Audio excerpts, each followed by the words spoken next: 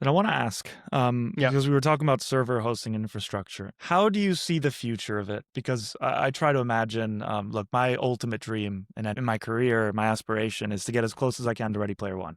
Like, I believe that maybe in 20, 30 years, we may get very close to another coming of World of Warcraft moment where everyone's like, wow, we're all connected in a way that has never happened before. We're in a role playing Hmm. environment.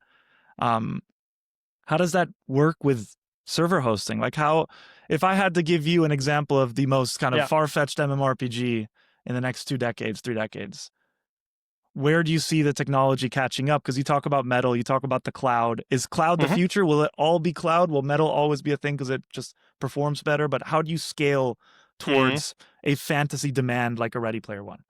I mean, cloud is at the end bare metal in a data center, you know?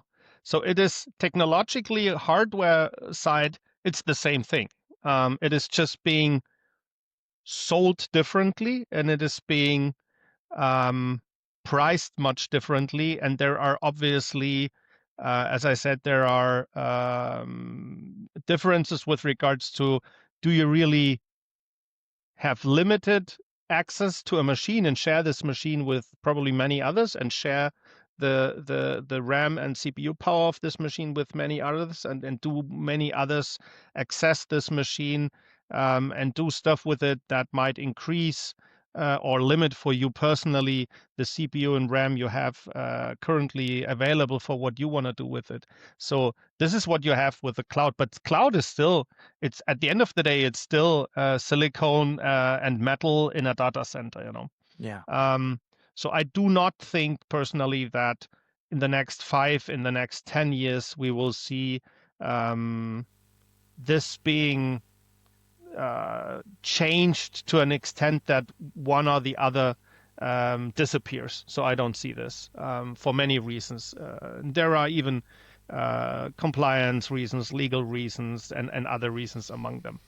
I think we will see, obviously, what AI comes with is a strong demand in more hardware out there. And let's see if AI has to still run on the kind of machines that run AI today. So very GPU heavy machines. So we need to see. At the end of the day, the gaming, or the games of the future, I think they will very much rely on a very comparable infrastructure than we have it today, at least in the next 5 to 10 years. And so we see a growing demand in that sense. We don't see too much growing complexity, because the level we are at right now already enables people to be connected across the world. Of course, to play in Australia with somebody in Europe is nowadays still a challenge, due to, you know, the the distance a data package needs to go from A to B. Um, so we don't have fiber across the globe currently, you know. So there is still a lot of copper involved in all these transporting data packages. So as I think more and more fiber connectivity across the world will even solve these problems much better, because there it can travel with light speed. And then we actually might not have, as we do still have today, this limitations of, if I'm playing my online game and it's a fast paced game like an FPS. Um, on Battlefield 6 today, I can't play against someone sitting in Australia, but in 5 to 10 years, this will very likely be possible. And then we have really this global experience. I think this is what's going to change. But apart from that, I don't see too many changes. Yeah. That what makes sense to me is that we want to all reach a standard that is accepted in terms of lag, in terms of just speed of connection. And I had a guest on the show in the past tell me at the end of the day, when you're doing server hosting and infrastructure, you're operating with physics. Like you can't go Hmm. faster Yeah, than the speed of light. So yeah, yeah, that's the baseline. But yeah. it's about improving that connectivity. And I think all games should reach a certain standard, because if you're a new game coming out in the market, or a new studio, or even an existing studio with a next title, if lag hits your game, if there's a delay for a lot of players or any kind of those issues, they're super noticeable now because I mean, long gone are the days where you're forgiving of lag because you think, oh, Oh it's your yeah. internet, or Oh yeah. like now Yeah, yeah. players are like, I will not play this. Like That's it true. has to be like that. That's absolutely true. Yes. And that kind of contributes to this idea of we're gonna hit that standard where all these games have to be at Yeah. that level. And I think that's what I think you guys are doing really well, is being so flexible and open to kind of different use cases and personas of buyers or players. I think that's the future. Just allow people to play as smoothly as they can, as Yeah.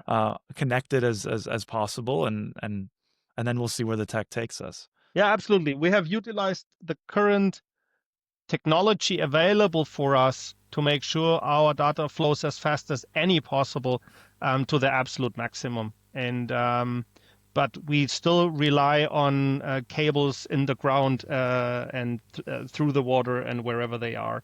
And some of these are still copper based, and not all of them are fiber cables. But this is like my household just got connected to a fiber network 2 months ago. So 3 months ago, I still was on a copper cable getting my connectivity.